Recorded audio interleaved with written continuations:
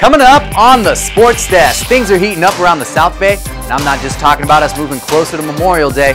We check out a place to go where tennis enthusiasts can learn the game from scratch or even rub elbows with Maria Sharapova.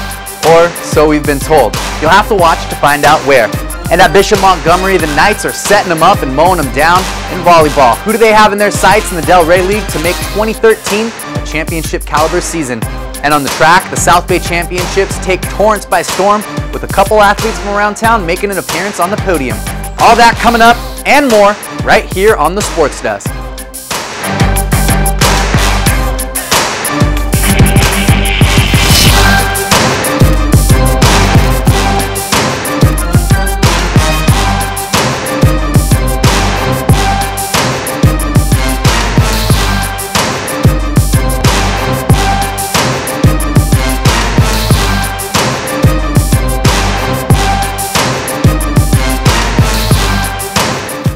Hey there everybody, welcome to another week right here on the Sports Desk. I'm your host, Wan Hernandez. Now this week we're going to lead it all off in the gym at Bishop Montgomery where the boys volleyball squad has kept themselves in the hunt all season long. So Letitia K. checks in with the Knights for a look at where they stand and where they plan to go as the season winds down and playoffs inch closer. Bishop Montgomery getting ready to take on Bosco Tech at home. The first set was dominated by the Cam and Eddie Kill Show. Tonight, they had a combined 23 kills and led Bishop to a first set victory. Eddie Speck, coming back from a short hiatus, was serving up a hot plate tonight during the second set. He had a total of 15 service attempts on the night, and this was a fifth in a row before he netted his own ball. Jonathan Fuentes on the other side for Bosco Tech was a terror of his own. Hit that kill shot and pulled Bosco Tech within 3. Specht must have been getting tired because he ends up nailing teammate Cameron Moeller, but it turns out to be okay. They hug it out.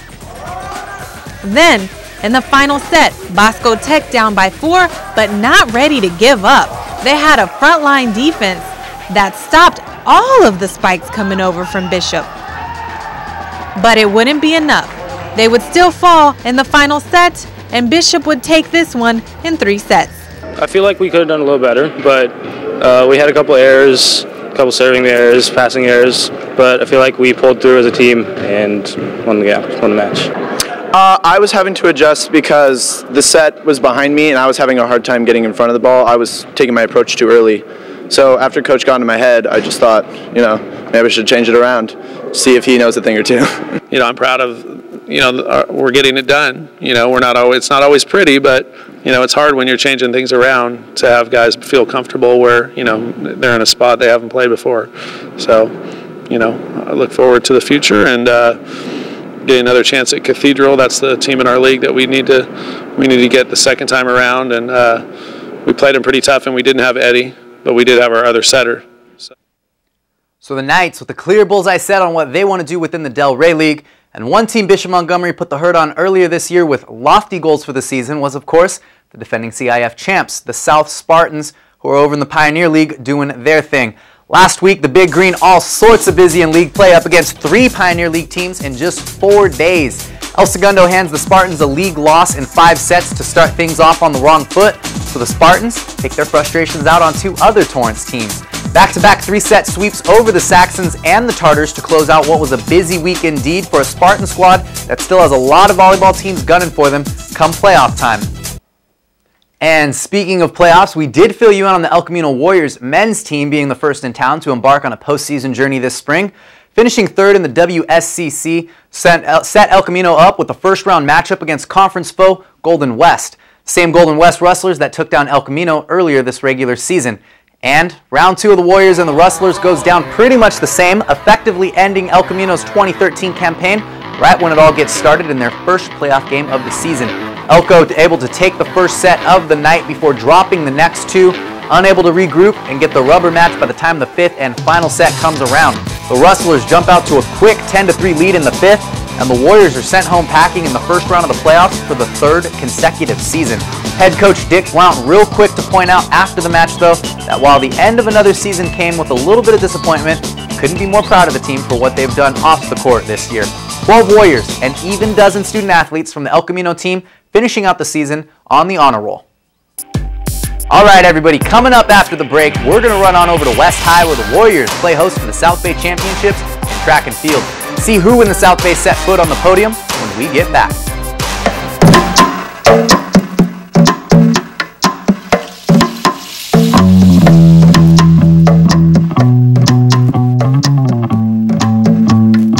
Minds can achieve anything.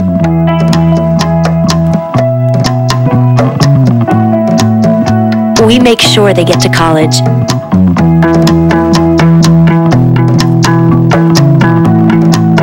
Federal student aid provides more than $150 billion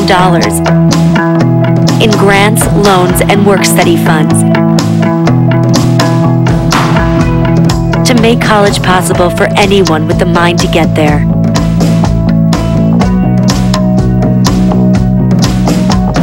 Because if given the chance, minds will do great things. Federal Student Aid, proud sponsor of the American Mind. Learn more about money for college at studentaid.gov. You should become a mentor because a lot of our kids really need you. My mentor is a great person. I just love helping children. You should become a mentor because it will be great for kids and great for you. You will enjoy it and your kids will enjoy it. All you need to do is come in, sign up, and you'll be on your way. Mentoring works. Become a mentor. Hey there, everybody. Welcome back to the show where we're about to jump right back into some scores and a couple highlights from around town this week. Next up are the South Spartans baseball squad, whose impressive early season showing had them looking like the Pioneer League favorite entering league play this spring. And well, we can't knock the Spartans and say that's changed at all, but taking a look at the top of the standings after this week, it's safe to say the league is completely wide open with the three-way tie for first place.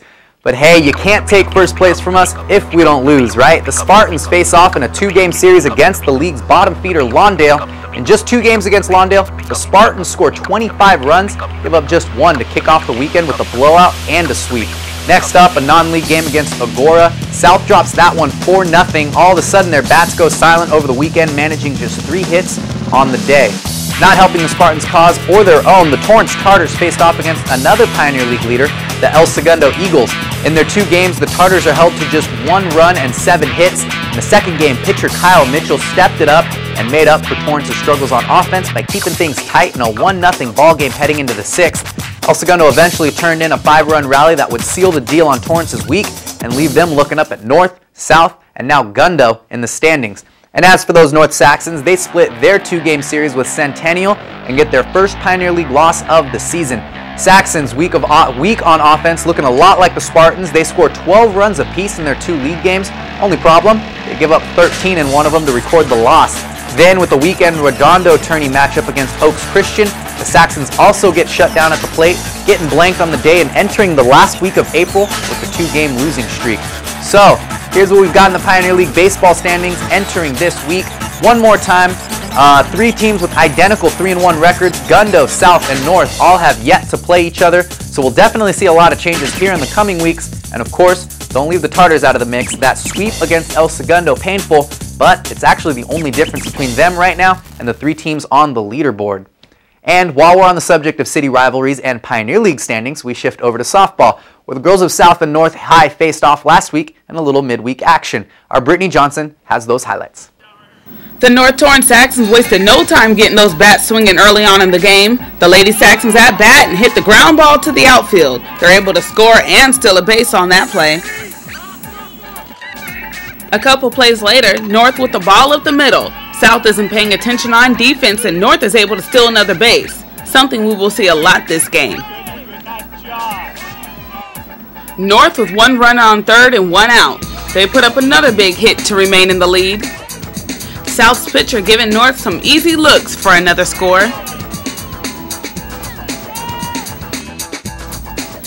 North has 1 runner on first. Get ready for this huge hit to deep middle field.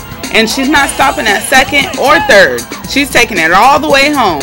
North gets on the board again. I don't know if South is having an off day or if North is getting lucky, but I like it. Another huge play by North, bringing in 1 runner from first. Maybe North was getting some help from the wind with their bats, but whatever it was, South just wasn't ready for it, and North comes out on top 13-3, making this their third straight Pioneer League win. I thought we did pretty well. We came out pretty strong in the beginning, and we finished really strong, so I'm really proud of it. We got a good pitching performance by Sydney, and you know, this field is it's nice to hit on because the wind blows out, so the girls kind of get amped up to hit here because they know it's tough. It's tough to play defense, you know, on this field with the wind howling out and the sun. So normally we're able to put up some pretty good numbers offensively. So with that blowout victory, North High sets themselves apart from the rest with a 4-0 Pioneer League record. The win over South puts the Saxons on a gigantic run with 3 more wins the rest of the week. 5-1 over league foe El Segundo and a weekend sweep over Santa Monica. Next up, the Saxons and the Tartars face off for a huge rivalry game at Wilson Park later this week. Both squads entering the week undefeated in Pioneer League games, so their matchup will give the winner sole possession of first place. All right, Southern California witnessed its first heat wave of the year this past weekend, and the temperature gauge wasn't the only thing sizzling. West Torrance High hosted the 7th annual Track and Field South Bay Championships, where Torrance did its best to hold the home turf. Visalis reports. 1,500 athletes came to West Torrance High April 19th and 20th for a litmus test on where they stood on the track and field radar. With dual meets coming to a close and CIFs right around the corner, South Bay's who's who came out. In track's premier event, the 100, South's Alexis Henry got out the blocks quick for a time of 12.28 to take top honors, and the Spartans also picked up a sweep in the 3200 with Kimberly Kosha and Nick Lofgren respectively. North owned the sprint relays, taking both the 4x1 and 4x4 on the boys' side. For the whole school, Senna Bland led the way. Here he is right here in the 110 hurdles. Watch as he just separates from the competition on his way for the title. Bland wasn't the only one taking individual honors. Austin Nucos took home the 400. And as head coach Jason Hitchens explains, winning is great, but the purpose of the meet is much bigger. It's probably been one of the best seasons right now. We're just really trying to celebrate athletics, have a good time out here, and run good times. Really give them an opportunity to celebrate being outside and doing something. Coach Hitchens also said it's been a great season for West as well. How great? CIF competition begins next month. For the Sports Desk, I'm Visalis. Thanks for that, Vi, and also a special thanks to Dan Matsumoto and coaches Jason Druten and Jason Hitchens for helping us out at the event. And in more track and field news around Torrance, Bishop Montgomery's Danielle Shanahan continuing to do more and more big things, this time at the 55th annual Mount San Antonio College Relays. Shanahan set the meet record in the 3200, eclipsing the previous mark by quite a good chunk. Right behind her was Clovis's Michaela Soderstrom, who also passed the original meet record, but of course, the new mark now solely belongs to the Bishop Montgomery Senior. It was actually Shanahan's first venture into the 3200, a race she saved for the Mount Sac meet, using the event to measure how well she's trained and her overall level of fitness in such a competitive meet. All right, everybody, coming up after the break, Jenny Phillips is about to step right in and show us the South Bay Tennis Center, and we'll even hear about a world-class professional who's spent some time training there. All that coming up and more. I want to leave him, but I just can't do that to the kids.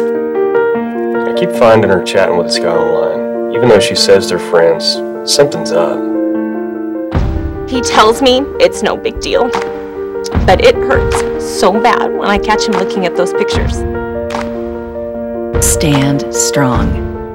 No matter what you're going through, there is hope at the end of the line. Focus on the family. How can we help? Hi, my name is Ocean Ray, and I just love California raisins. At our house, we eat California raisins on our cereal for breakfast, out of hand for lunch, and as an after-school snack. I know they provide good nutrition for my family, and I'd like my friend Michelle to explain why. As a registered dietitian and chef, I know Julie wants Ocean Ray and the rest of her family to lead healthy lives. And good health starts with good nutrition. What better way than with all-natural California raisins? They're fat and cholesterol-free, low in sodium, with no added sugar. They're simply fresh grapes, dried by the sun to concentrate their nutrients, providing sustained energy for active families like Julie's. As much as Ocean Ray loves her California raisins, we may have a future champion on our hands.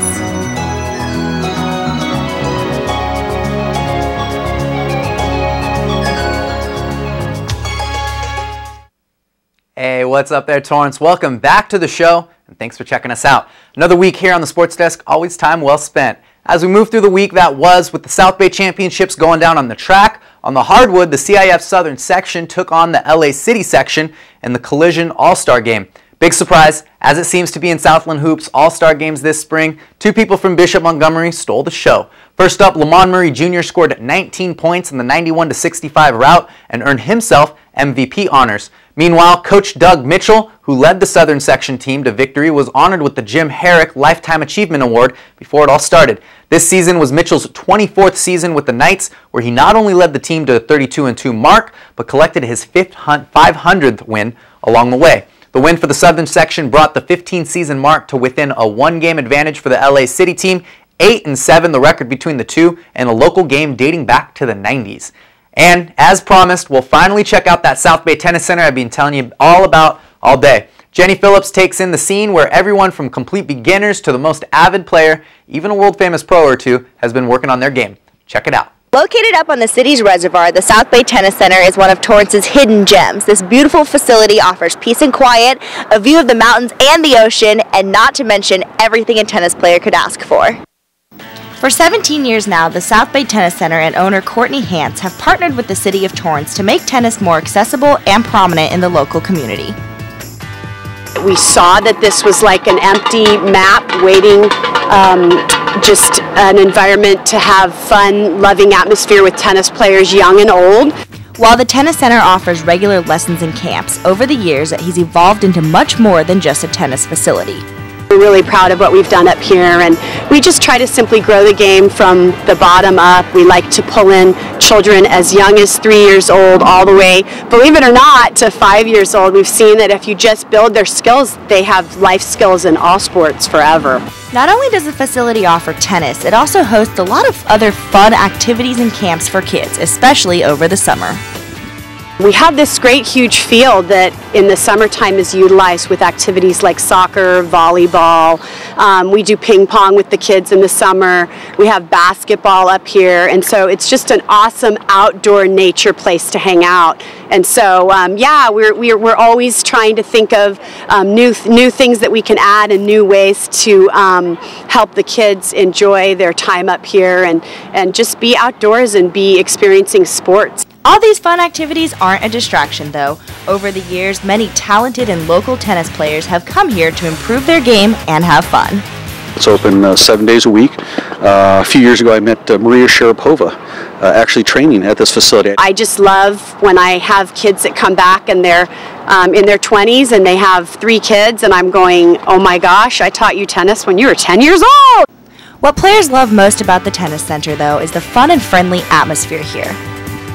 From my little brother's age to 5 to the adults, and you could just hang out with whoever you want, play with whoever you want. I like it here because it's like Courtney and all the people, staff here give like more of a family welcoming aroma. Like when you play, you feel better about yourself. I just want to see people get better, and then like I've seen myself progress here too, and I just wanted to give back to some of the kids too, you know?